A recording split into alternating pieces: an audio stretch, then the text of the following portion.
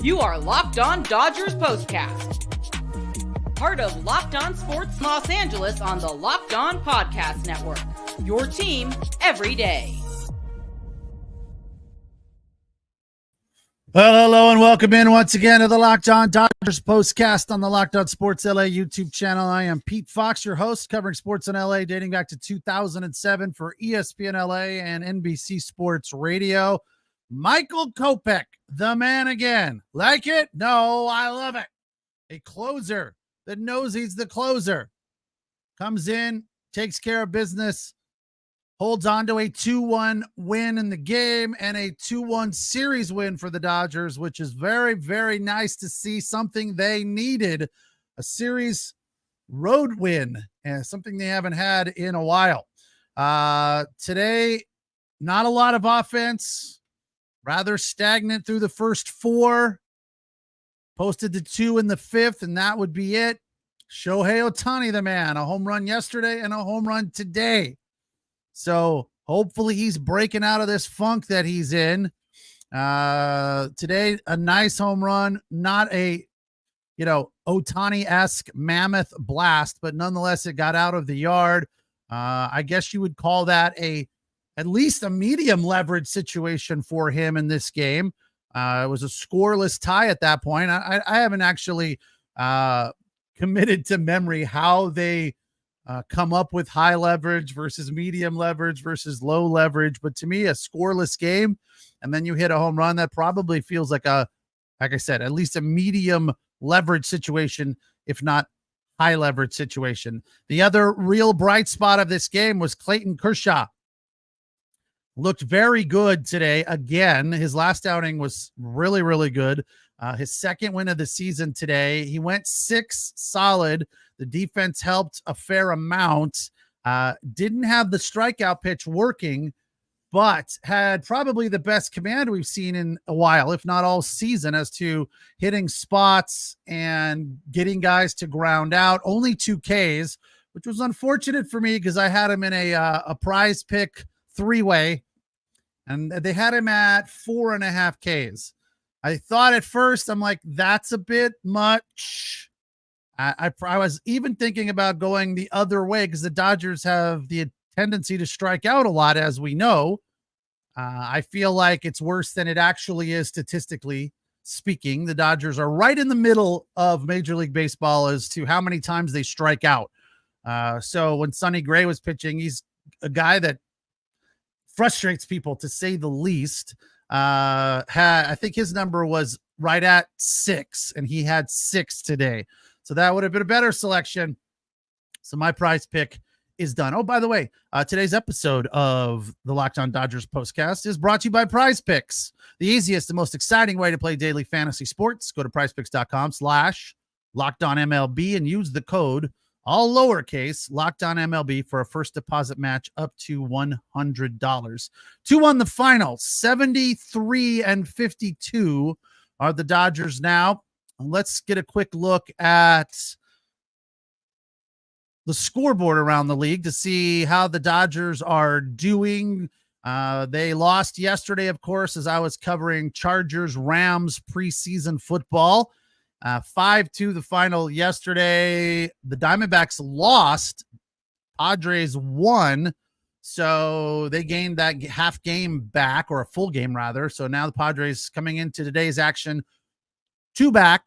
Diamondbacks 3 back.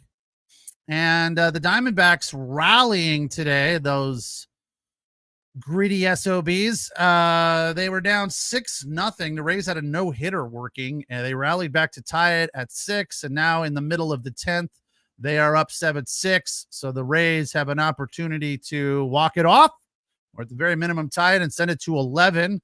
Padres were down to the Rockies 1-0. They have now tied it at 1 in the 6th. So very real possibility that the Padres and Diamondbacks both win again today. And that would mean that nothing really changes in the standings for the Dodgers. But coming back home to face the Mariners for a while were tops in the AL West, but then went through a funk after getting swept in Seattle by the Angels. They are now 4 back of the Houston Astros in the West, 64 and 61. They are 500 over their last 10, 5-5. So that's what the Dodgers have in store for tomorrow. A look up and down the lineup today. Shohei Ohtani, as I said, the home run. Some of his other at-bats looked pretty good. I didn't think he was out of sync.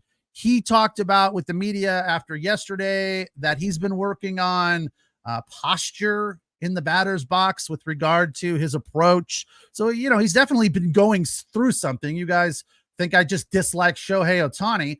I don't. I think he's fantastic. Seems like a great guy, first and foremost. And second of all, he's a very good hitter. He's a great hitter and a very, very good baseball player. I can't wait to see him pitch next year for the Dodgers. That's going to be awesome as well.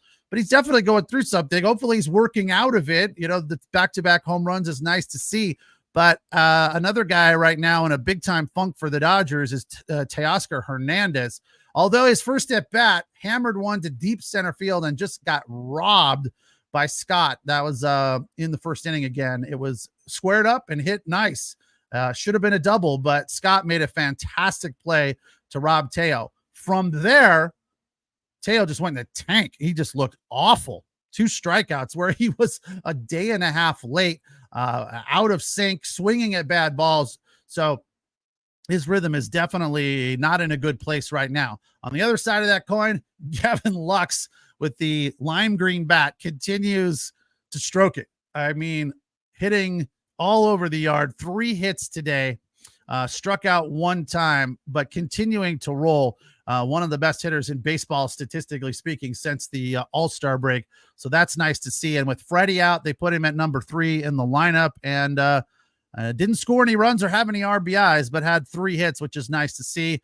Miggy Rojas had an RBI and 3 hits, extending his hitting streak to 10 consecutive. So that's nice to see. And Kevin Kiermaier, yeah, that guy, man, I can't believe they went and got him. What a waste of time Kevin Kiermaier is.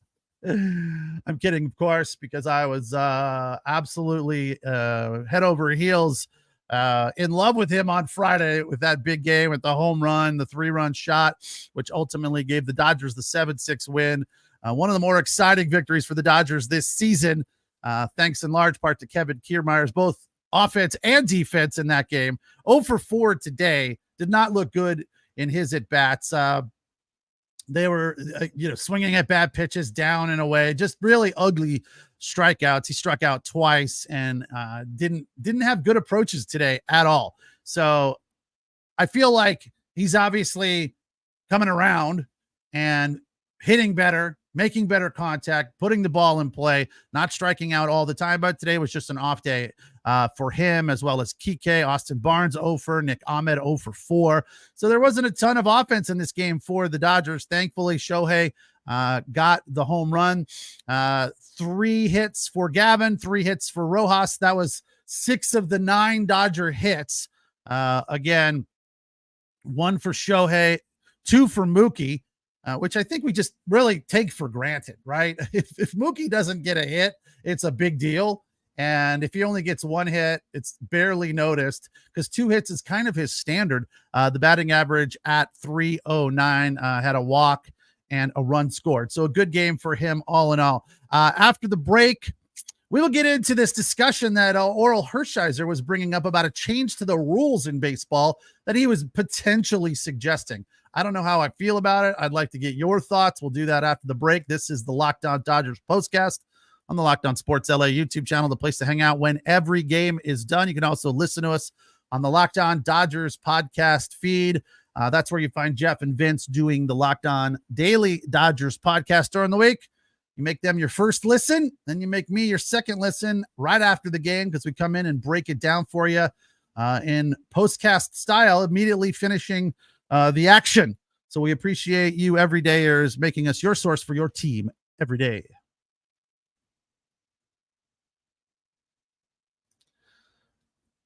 Today's episode of the Locked On Dodgers postcast is brought to you by FanDuel. You've heard us talk a lot about FanDuel, America's #1 sports book.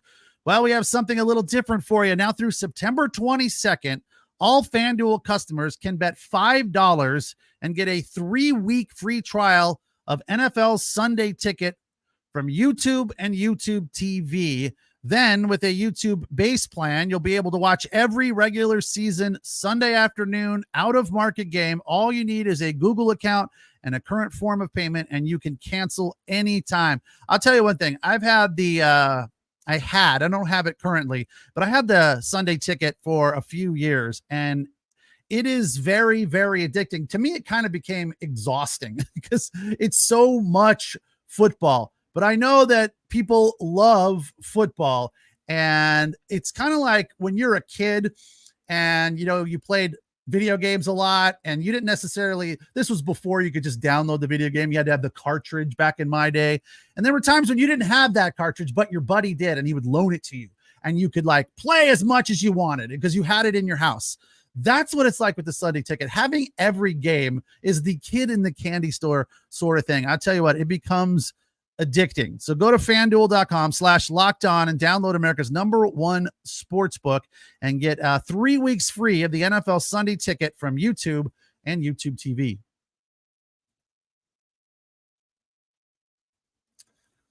Dodgers squeak one out here, 2-1 today. Michael Kopech came in to get the save. I love having him as the closer. The confidence tree is blooming at the top with Michael Kopech there. That's Dave Roberts' term about how he feels about his closers. Kopech came in, zeros across the board, just 12 pitches. The Daniel Hudson outing was okay. 1 earned on 1 hit. The home run to Newt Bar, which we'll get into in just a little bit. So he got out of it, held them after the home run, which was from a pinch hitter. And that's a little bit frustrating for me. A tad bit more frustrating to surrender a home run to a pinch hitter because they come in and they're cold. And it seems to me like the opportunity is in favor of the pitcher against a pinch hitter. But in that particular situation, the stats bared out. I'm sure they had a statistical advantage they felt against Daniel Hudson, and it worked out. But he did get out of the inning, keeping the Dodgers on top 2-1. And Evan Phillips came out for 1 inning, 18 pitches, 1 K, 1 hit, the rest zeros. And as I mentioned, Kershaw went 6, giving up just 4 hits, only 1 walk and 2 Ks. Back to the suggestion that Oral Hershiser made about a change to the rules. He was stating that Major League Baseball is always trying to do things to help the offense. And, which is surprising to me. It makes sense, obviously, but I would think that Major League Baseball would want it to be fair, right? I don't know that you want really high scoring games all the time, but they said part of the reason they made the shift change is to increase offense.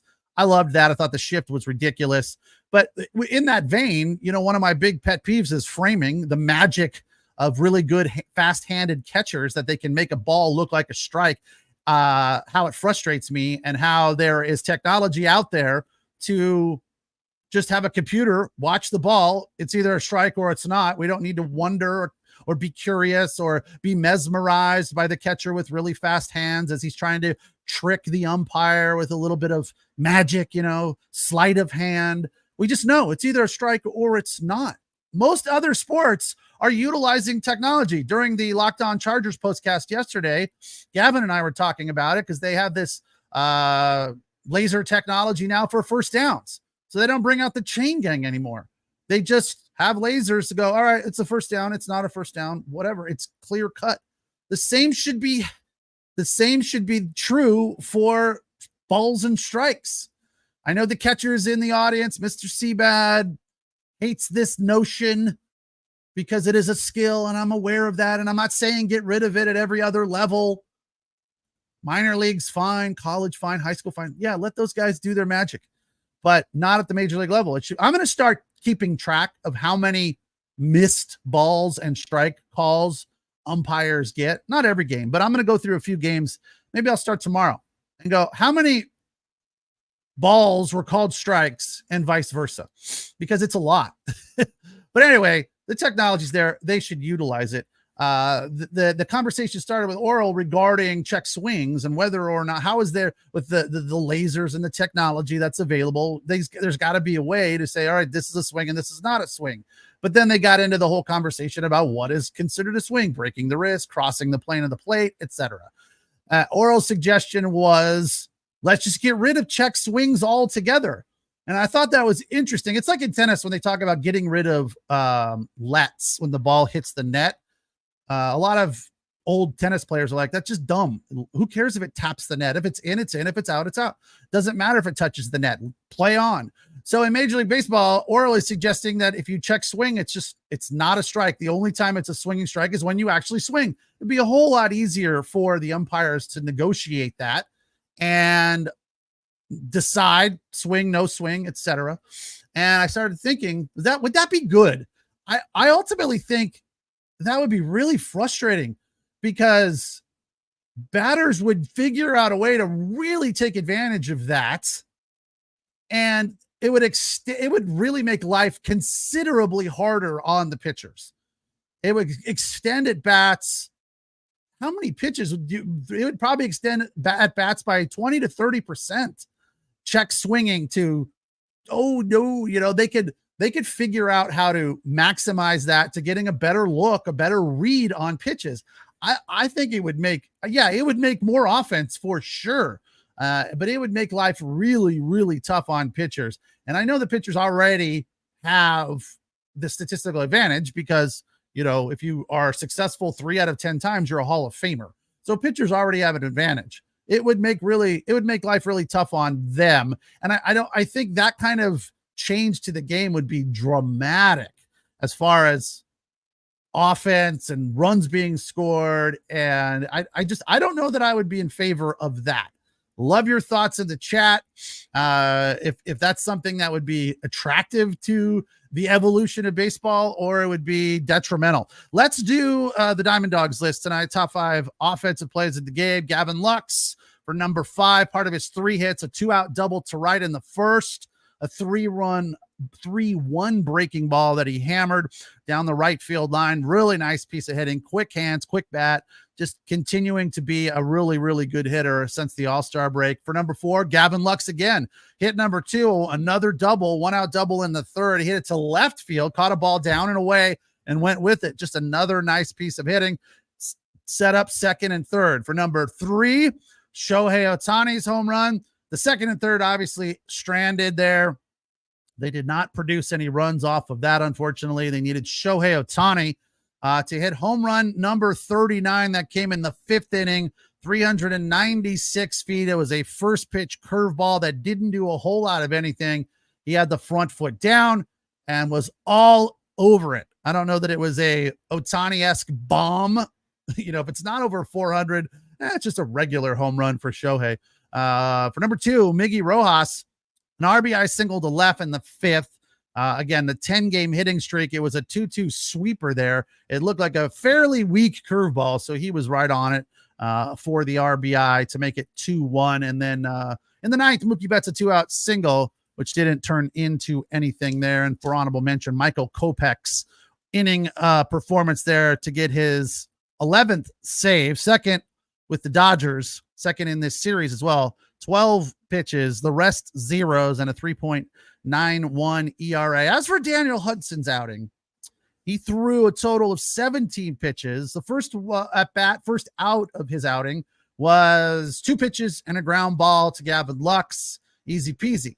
Then the next at bat, Nootbaar, the pinch hitter, left-handed hitter, so righty-lefty, 4-seam fastball was absolutely hammered. It was an 8-pitch at bat. And here's my problem with this sequence for Hudson.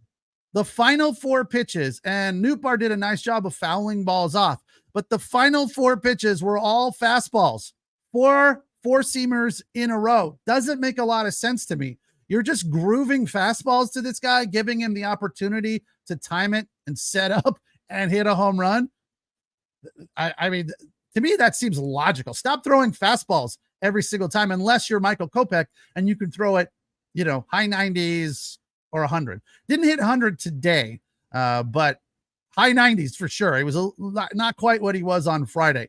But to me, like throw one down and away or down and in, since it's a righty lefty thing. Mix it up. 4 in a row. I wasn't really terribly surprised at that point that he hit a home run, because he was just like, he kept fouling him off. He's like, all right, give me one down Main Street. And sure enough, Hudson threw one down Main Street and he hammered it to right field. And then for the final out, 2 pop flies. So he got out of it. Well done. Kudos. But that at bat to Newt Bar was not great. It wasn't terrible, but it wasn't great. Like mix it up a little bit.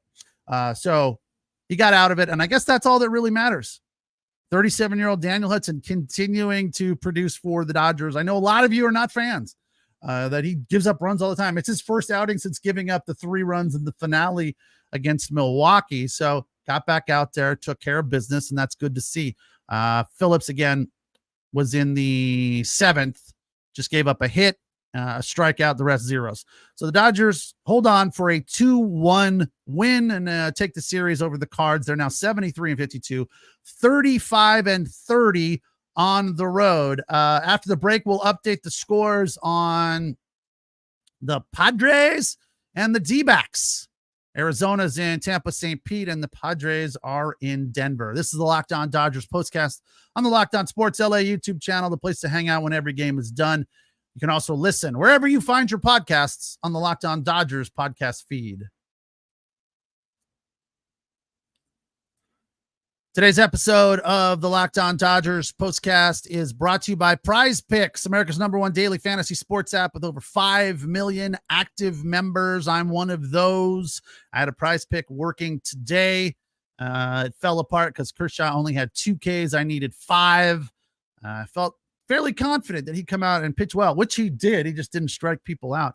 Prize Picks is the easiest and most exciting way to play daily fantasy sports. Unlike other apps, Prize Picks is just you against the numbers. Pick more or less on 2 to 6 players and their stat projections and watch the winnings roll in. Sign up today and get $50 instantly when you play $5. You don't even need to win to receive the $50 bonus. It is guaranteed. And 1 Caleb Williams passing yard gets you 1 win on Prize Pick every week in September. That's right. Only 1 yard gets you an automatic win. So instead of it being the need to win 2 to cash, really, this is a freebie. And all you got to do is get 1 when you pair it with Caleb Williams. Again, every football weekend in September, 4 weeks of free W's. Don't miss the deal on Prize Picks because it's gone when September ends. Preseason football underway, but you can also pick more or less on 2024 season stats on Prize Picks, like will Patrick Mahomes throw for more or less than 4,300 yards? Will CJ Stroud sophomore season result in more or less than 4,150 yards? All of those are available to you as well at prizepicks.com. Download the Prize Picks app today and use the code LOCKEDONMLB for a first deposit match up to $100. That's code LOCKEDONMLB on Prize Picks for a first deposit match up to $100. Prize Picks, run your game. Clayton Kershaw gets his 2nd win of the season. He's now 2-2 as the Dodgers squeak one out against the Cards in St. Louis at Busch. 2-1 the final. Clayton Kershaw's 2 Ks came on a curveball and a slider. They were really good pitches. It wasn't sort of devastating. The curveball wasn't that big 12-6 that we've seen. The thing that Kershaw had today, the velocity was still not there. I don't think it's ever going to be there higher than 93, 94. He was throwing fastballs at 89, 90, 91. The off-speed stuff was 87, 88. But he was dotting corners and hitting spots, and that's where Kershaw's good. That's where the experience shows through. Now, I don't know how much longer you can keep this up, but the bottom line is they're going to give him the opportunity. They're going to let him go out there as long as he's getting out. So he didn't give up a run today. It's really nice to see. So, that's a solid place to be. And this week is going to be big for the Dodgers. There's a lot going on as to players coming back. Max Muncy's going to be activated. Freddie Freeman is on the IL, but they were saying like when you look at the stat, and the box score for Freddie Freeman's IL stint, as far as I can tell, it said he was back tomorrow. I don't even know how that's possible, but that's what I read. So he's dealing with a finger issue. So they're going to give him some time off. I would have to assume they called it a jammed finger and he was held out. So I don't know if that is officially an IL stint or just a day off.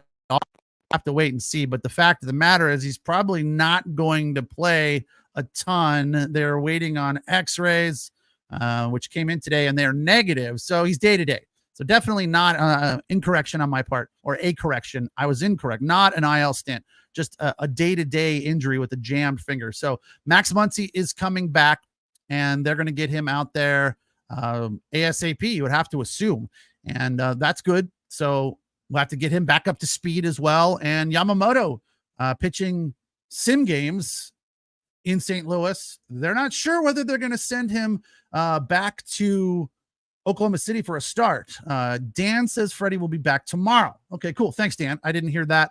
I just saw the story on ESPN that he is day to day. Then again, aren't we all? Here's the scoreboard. Bottom of the sixth, Colorado has grabbed a 2-1 lead on the Padres, and the Tampa Bay Rays are in 12 with the Arizona Diamondbacks. So they did tie the game when they were down 7-6. So that was nice to see. Also nice to see Gavin Lux with 3 hits.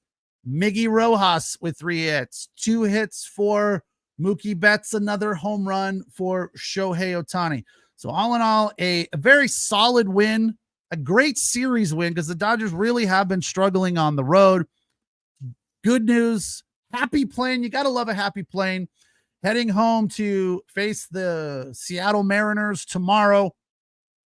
That's a team coming in that is kind of scuffling a little bit, 5-5 over their last 10. So it's a good spot for the Dodgers to be as they try to build more momentum, get Max Muncy back in there, get Yamamoto back in there.